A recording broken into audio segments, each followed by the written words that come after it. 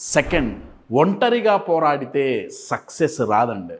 శ్రీరామచంద్రమూర్తికి కొన్ని కోట్ల వానరాలు team work చేసి ఆయనకి హెల్ప్ చేసినాయి.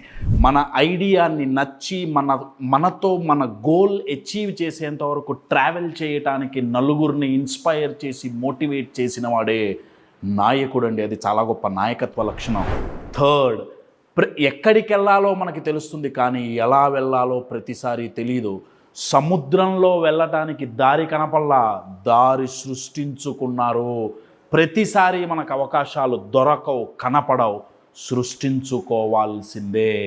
ఫోర్త్, ఇంత కష్టపడి మీరు గోల్ దగ్గరికి వెళ్ళేటప్పుడు 10 తలల రావణాసురుడు మీకు మీ గోల్కి మధ్యలో నిలబడతాడు. ఆ 10 తలల రావణాసురుడే మీ లోపల ఉండే భయం కావచ్చు, అపనమ్మకాలు కావచ్చు, లేకపోతే మిమ్మల్ని డిస్కరేజ్ చేసి డీమోటివేట్ చేసే